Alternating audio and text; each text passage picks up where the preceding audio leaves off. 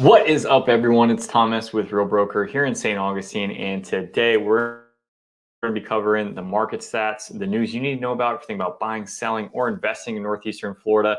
And at the very end, we're going to keep a Q&A session for the very end of this. So if you do have any questions, you have any comments about anything we cover today, about buying or selling real estate within Northeastern Florida between Jacksonville, St. Augustine, and Palm Coast, this is the place to do it. So go ahead and leave a comment below or any questions that you may have. If you're watching it live, watching it replay, I'll try and get back to it as soon as I can. So fire off those questions below because I'm here to help every Wednesday, aside from the third Wednesday of the month at 8 p.m. So let's hop right into it and we'll take a look at the market stats, which is something that we're going to cover every single week, which, you know, for the most part, our market really hasn't changed all that much, which, you know, you would think with interest rates going up, and we are going to talk about that as well, that they would. And unfortunately for a lot of people, because I know a lot of my people are buyers out there looking to relocate to our area, that really hasn't happened. But we'll cover it nonetheless. So let me share my screen here. Boop, boop, boop. All right, let's get into it.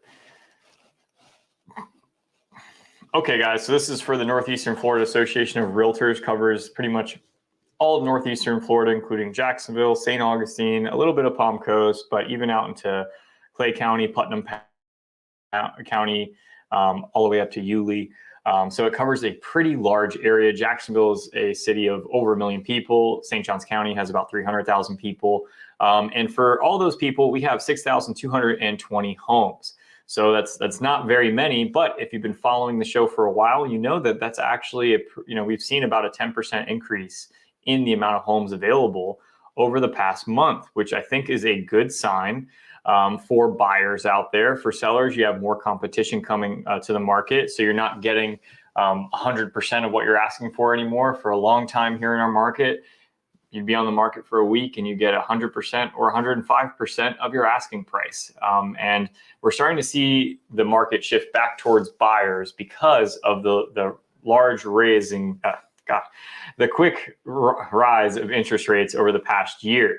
And, you know, before we had interest rates at 3.5%, 4%, then they went up to 7%, and now they're over 7%. So 6,220 homes. I don't know if we're going to see it change that much more, but we will stay on top of it if it does. Let's take a look at this past week in real estate. Okay, let's see here. So for new listings, we got 1,230 new listings to 860 closed. So once again, if you've been following for a while, that number is almost always 1-to-1, or 10 coming on the market, 9 going off the market. And this past week, we're seeing a big change there. I mean, that's 860 to 1,230. I mean, let's call it 800 to 1,200. You know, so every 12 homes come to the market, 8 are going off. So there's a big change in what's going off of the market than what's coming on. Now we see new listings to pending and contingent taking backup. We're going to group those together as under contract. And that tells a little bit of a different story. So let's say pending 891, let's call that 900. Continue taking backup 409. Okay, that makes it really easy. So we're at 1,300 homes going off the market, so going under contract, to 1,230 new listings coming onto the market. And then let's see, back on market, we get about 300 homes. So let's say we were at that 1,300 mark. So in reality, about 1,000 homes are going under contract, and 1,230 homes are coming new to the market. So there's still a little bit of a discrepancy of things coming on and off. It's not a huge discrepancy. Market still looks pretty stable just based off this last week. So if you're buying or if you're selling, that's what's going on in this market here today, guys. Now, the biggest thing that we want to talk about, and I think is really, really important, of course it is if you're a buyer or a seller, because it affects both of you, is the interest rates, right, guys? I mean, as we've been keeping track of, interest rates have kind of found their home, or at least we thought, between the 6 and 7% range. And just over the past week, they've changed their tune a little bit. So I'll go ahead and I'll share my screen here. We'll take a look at this. And you know, unfortunately, it's not what we want to see. So U.S. home purchase applications, these freaking ads, man. U.S. home purchase applications hit lowest since since 1995 on rate rise. Mortgage applications for purchases declined for a sixth week in a row. U.S. 30-year mortgage rate climbs to 7.31%. So, I mean, if you don't have that great a credit, you could be paying an 8% interest rate, right? And that is it's a pretty scary number when you're looking at it based on, when you're looking at it compared to a 4% or a 5%, especially if you were in the market and you're like, maybe I should, maybe I shouldn't. And then today's world, you see, interest rates are going to go up, and then I'll just wait, prices will come back down. And unfortunately, that really hasn't happened. But I think it going above 7%, that definitely could change things for a lot of people, because it's just becoming less and less affordable for the average person, right? So the average person actually is pretty much out of the game at this point. It's only the people with money that are able to afford to buy these homes at a 7.3% interest rate. Now, a lot of people say, in the 1980s, interest rates were 16%. Well, that's totally fine. But in the 1980s, homes were like $50,000, $100,000. Like, I mean, of course, there are homes that are more expensive than that. But it's like, let's be realistic here, guys. It's way more expensive today to buy a house. And the interest rate within the past year has made it extremely unaffordable within the past year to buy a house comparatively to what it was, right? I'm not saying it can't be done. I don't think, I do think that there is some relief on the horizon from what I'm seeing from all these major banks and all these mortgage guys. They're saying that interest rates will go down once the Fed starts printing money again, once they're not raising the federal funds rate every single month, which they've taken a pause for this past month, waiting to see how raising that federal funds rate's affecting inflation. Unfortunately, I don't know if that's going to change at all. I wish I did. But as of right now, since we broke 7%, now 8% is the number, right? So if interest rates go up to 8%, what happens? Are buyers and sellers going to be comfortable at this number? Because if you're selling, you're more than likely buying, right? Are they going to be comfortable between a 7 and 8%? For a while there, between 6 and 7, 6% was a death wish on the market, right? That's what all the real estate agents said. I probably even said it in one of my lives, right? But then it wasn't. And people got comfortable with that, right? They got comfortable with the 6% interest rate, made a little bit more sense to them. I think the major change is really what shocked people, kind of gave them a gut punch, and people had to catch their breath and get used to things a little bit. Now, will that happen in that 8% range? I have no clue. I mean, 8% versus a 7% rate versus a 4 or 5% rate is a drastic change on your monthly payment. Now, you probably will see news stories that say, hey, new home sales are still surging. Well, that's because they're offering 4.5%, 5.5% interest rates because they bought a whole bunch of those loans before. So they have all these loans that they can just give out to people. They also can afford to buy down the rate drastically on these homes because they own the land. They've owned the land for several years. So they bought it pre-COVID. They got all the rules and everything worked out, so they put their subdivision in, and now they're selling them after COVID for after COVID prices. So the builders have a lot of flexibility in this market, and in a world where we don't have that much inventory, they're going to be our new inventory in the market. They still want to sell homes. They're not over leveraging themselves, and they're giving out the best deals. So new home builders are making a killing right now. I don't know if you guys have seen, but Warren Buffett, he's very famous for that one quote, be greedy when others are fearful, and fearful when others are greedy. He just bought a whole bunch of stock within D.R. Horton, Lennar, and another builder. I can't remember the third builder, but I think he spent like $80 million in the stock there. And that's at a time when D.R. Horton, Lennar, their stock price is pretty much at all-time highs.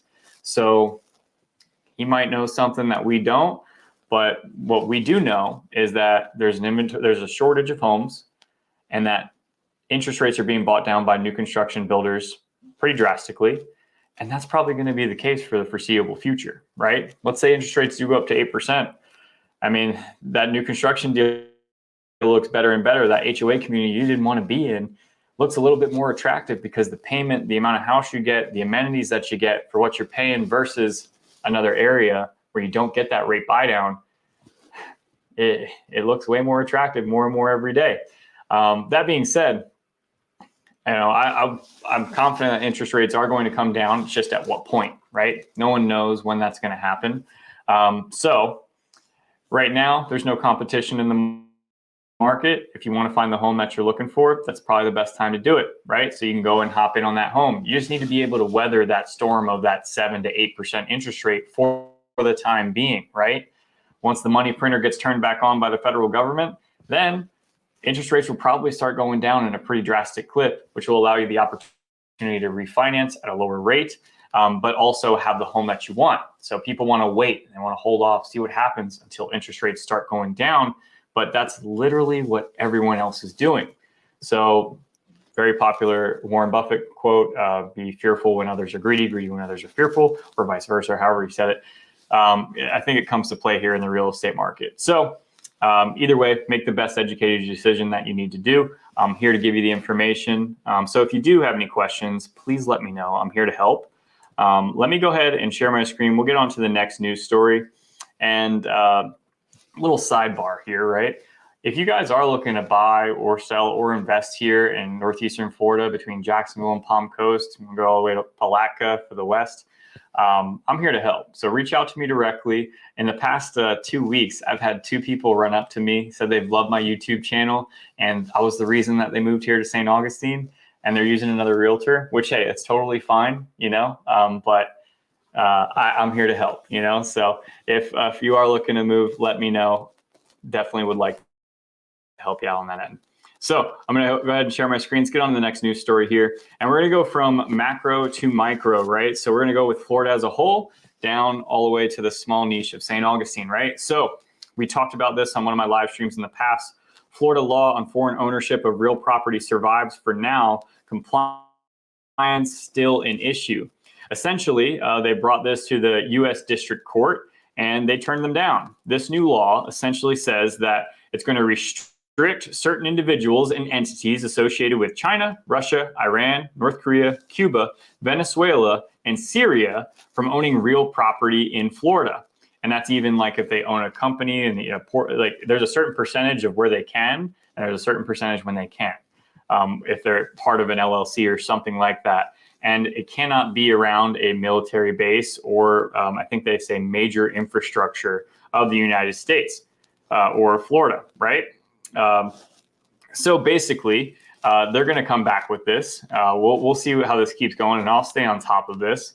Of course, there's a lot of law mumbo jumbo that no one understands, but somehow makes sense in this.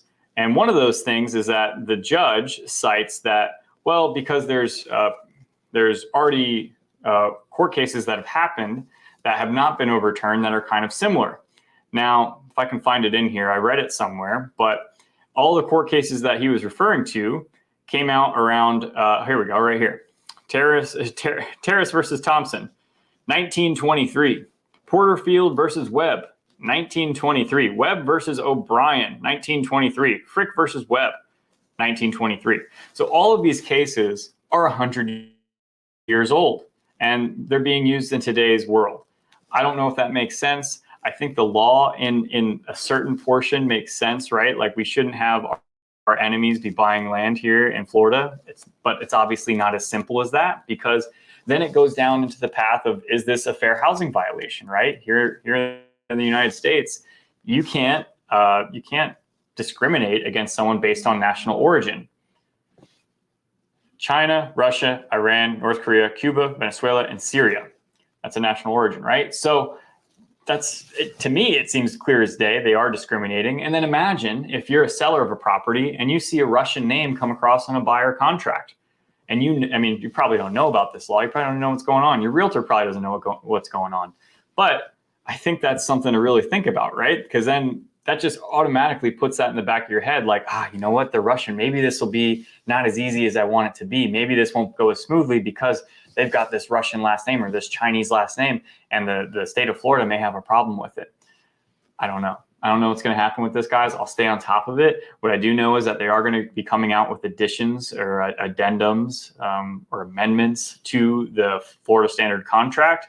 Probably see that here in the northeastern Florida area because we do have our own separate contract, which in my opinion is superior to the Florida Standard Contract. But I'm not a lawyer, so don't take my advice on that.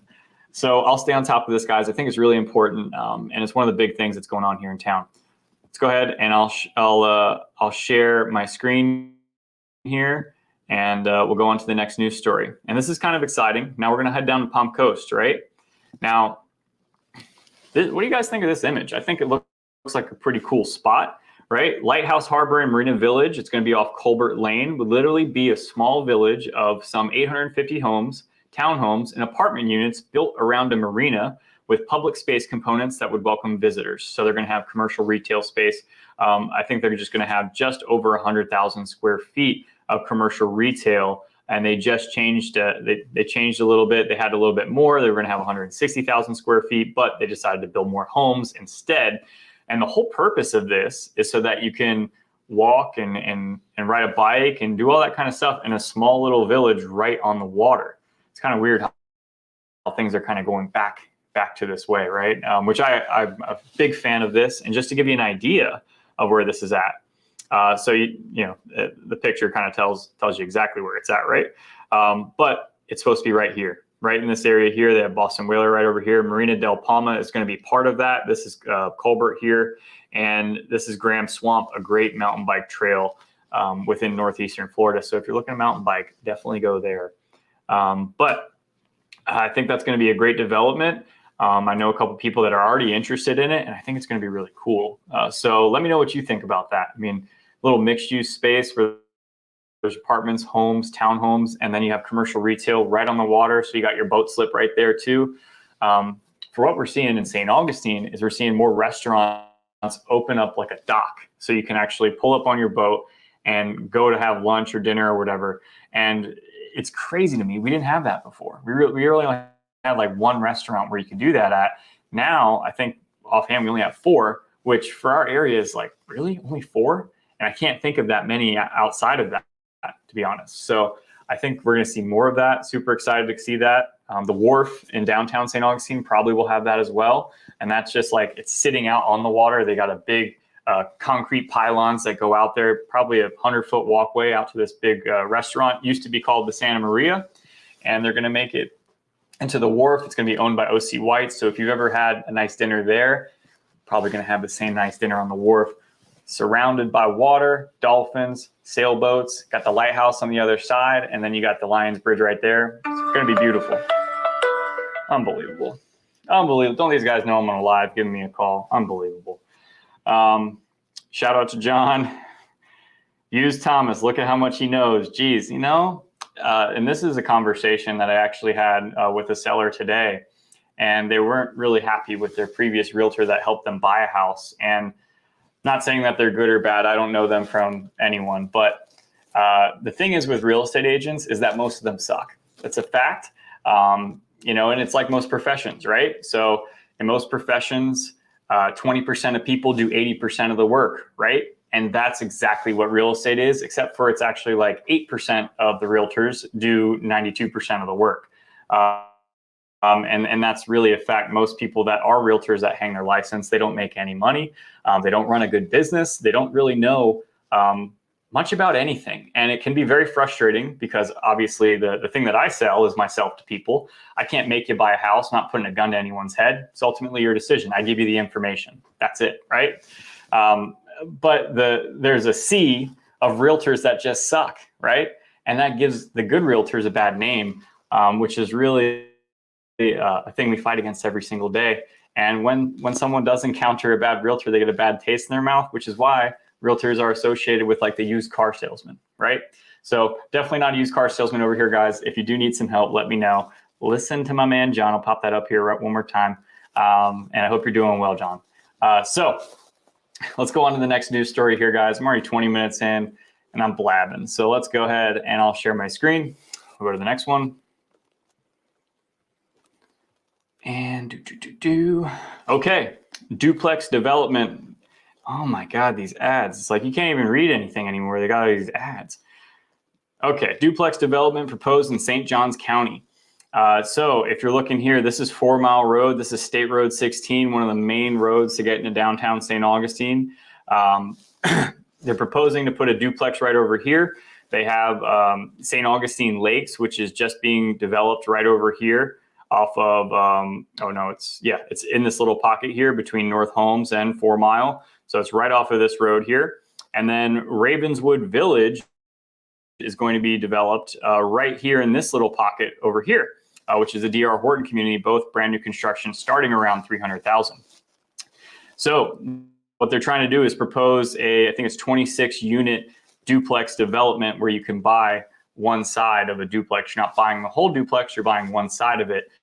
And it's going to be starting around 300,000. This is by Matthews Design Corporation, I believe. Let me see here. But they're a local company here. And I really think that this is Matthews Design Group. Yep. I really think that this is a good idea, right? We need more affordable housing in St. Johns County. And even though 300,000 is really not affordable for most people here in St. Johns County, it is for some of them, right? So at least they're doing a little bit. They'd be priced in the 300s. And you know, that's, if you were buying the whole duplex, I mean, investors would gobble that up in a second, which is the crazy thing, because right now, a single family home for the most part is going for around $2,500 in St. Johns County, which is a lot more than it was 3 years ago. A lot more. Probably it went from $1,000. It's $1,000 more expensive, I'd say, easily. So if someone was able to buy a duplex for $300,000 and rent out both sides for $2,500, they're making a killing. That is a great return on your investment. So it's not going to be like that. More than likely, you won't be able to sell this out to investors. There'll probably be some stipulations on this, but I like the idea. I like anything that brings in more affordable housing for the people here in St. Johns County. And if you do know anyone out there that is looking to get on the affordable housing train here in St. Johns County, I'd like to be a part of it somehow. I'm not confident in government whatsoever and their ability to do anything quickly. I think this needs to be private people that get together, put a plan together, and execute. The government's not going to help us out, guys. I'm a believer in that. I'm sorry if you don't think that. Everything's too slow. They take too long. They got too many opinions from this person, that person. Private development needs to come in. They need to be willing to take a little bit of a haircut. They can't make as much money as they want. So it is what it is. They'll still make some money. You know, I'll still make some money, right? That's the whole goal. But at the same time, we're going to be able to help people. If anyone knows anyone like that, I'm here to help. I'd love to be a part of that project. So putting the feelers out there, let me know, and we'll get it connected. So share my screen. We'll go on to the next news story here, guys. Man, I got to turn the fan on here. All these lights, I'm starting to sweat. I'm sure you can see me glistening on there. St. Augustine Commissioners vote to have first reading of nightlife ordinance. Now, if you haven't heard about this, this is another reason, like, this government stuff, it's just bullshit. It's all bullshit. Essentially what they want to do is they want to create a permit for bars, restaurants to purchase. Of course, they got to spend a little money to be able to sell alcohol after midnight. And obviously there's people on both sides of the fence. There's the people that live downtown like, hey, it gets loud. It's downtown St. Augustine. It's nightlife. It's going to be loud. You live there. I'm sorry. It sucks. Sell your house and move. I'll help you out. But it's downtown St. Augustine. It's a tourist town. People go out drinking past 12 o'clock. We all did it, right? And we had fun. Between 12 and 2, it's a lot of fun, right? Not for me anymore. If I'm in bed by 11, I'm good. I day drink now. But to limit and to charge businesses more money is nuts to me. It's all a money grab. It's BS. It's saying, oh, well, it's because after 12 o'clock, nothing good happens. Man, a lot of good stuff happens. Yeah, are there some bar fights? Are there some things that aren't great about drinking alcohol? Yeah, but that's any time during the day. Let's be honest here, guys. My opinion, I'd like to know your guys'. Let me know in the comments below. I think it's just a money grab from the St. Augustine city. And I think that it's a little too far. Let's stop with this regulation. All these little tiny rules and what you can, what you can't. Get it out of here. It's not for the town. I don't think it's a great idea. I don't think the college kids will like it either, but I'm not worried about them. I'm just worried about the businesses, the business owners down there having to pay more money just to do what they were already doing. Doesn't make sense. So I think even in downtown St. Augustine, they should allow you to have open alcohol containers. You're walking around everywhere. You should be able to walk around with a nice drink, especially when it's 100 degrees outside. So I'm a little bit different than most people, I would say, but I think this is a bad way to go for the city of St. Augustine. It's going to affect tourism. It's going to affect the people that live here in town. It's going to affect the people that work here in town. How many kids get off of, kids, grown adults get off of work at 11, 10 o'clock at night. They want to go have a drink. Oh, well, they can't go to this bar. They can't go to that bar. They got to go to some random bar. Probably got to go to a club then, right? So I don't know. I don't like it. I don't think it's a good idea. We'll see what the city of St. Augustine does. They're talking about having a public hearing on it. But I just think it's a bad idea. Not for it. Let me share my screen here. And we got one more news story, guys. So if you do have any questions, any comments about what's going on here, let me know. Matter of fact, John, I'm just going to go ahead and leave your comment up there because it's such a great comment. You guys should listen to John. He's a smart man. All right, so we're talking about more multifamily development here. Property for multifamily development in St. Johns County sold. So if you've driven on State Road 16, we were just talking about this area. It's one of the main roads to get into downtown St. Augustine on the north end. State Road 16 here, this, if you've driven by it, you're like, it's an old jail. What is it? It's a big concrete wall with big wooden fences. This is actually the old jail, and it was also the Bengali Zoo. So kind of almost like a Tiger King situation. The guy had tigers there. He was, feeding them, wasn't feeding them enough. He got shut down. This was years ago. Hasn't been anything since. So this has been bought and sold a couple times. And to my knowledge, it was bought and sold last year. But it just happened again. And they're proposing to put, 240 unit community with 13 2- and 3-story buildings. The county already approved the project in 2022. It just sold for $7.75 million. Now, here's the craziest thing to me, right? And I talk about affordable housing all the time. If you drive around St. Johns County, drive around Jacksonville, you're going to find all of these luxury rental communities, huge buildings that rent out their luxury rentals with paper thin walls. You can hear your neighbors stepping around. You can hear people yelling. It's my friends have lived in them. I've never lived in them, but I've been there. I know what it is. It's what they're selling. The only thing luxury about them is that they have 42-inch cabinets and they have solid countertops, granite countertops. Luxury, right? I don't know. Sounds like bullshit to me. It's just a sales tactic. But they're building those all over the place. They're building multifamily, huge apartment rental communities all over the place. At the same time, complaining about how we don't have enough affordable housing here in St. Johns County.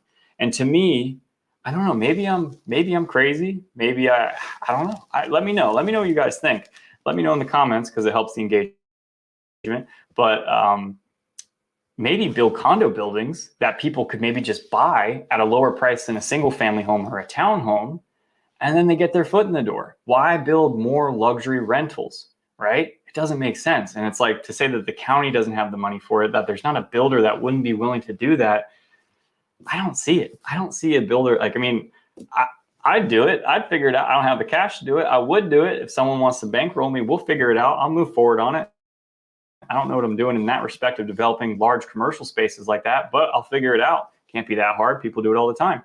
So why can't we build more condo buildings where people can get their foot in the door? They have a lower cost of living here in St. Johns County in an area like on 16 where they're close to everything. They're close to downtown. You get to 95 to Jacksonville. That's no problem at all. It doesn't make sense to me, guys. I don't get it. I saw something about the Planning and Zoning Board, and I'm honestly thinking that I need to join the Planning and Zoning Board or something, or get involved somehow, because it doesn't make sense to me how we're not looking at condos as an option for affordable housing. They're like, hey, let's build some duplexes. Let's build single family homes. It's like, what? I don't get it. I don't get it, guys. I wish I did, but I don't. So either way, that was my last news story for the day. If you guys have any questions about real estate here in St. Johns County in Northeastern Florida at all, I'm here to help you. If you're thinking about buying, selling, or investing, I'm your guy. And if you see me in public, let me know. Come by. I actually enjoy it. It makes me feel like a little local celebrity. It's happened twice to me in the past 2 weeks, so it's pretty cool. So come by, say hi. How you doing? I'm friendly. I'm not mean. But hope you guys are doing well. Until next Wednesday at 8 p.m. I'll see you then.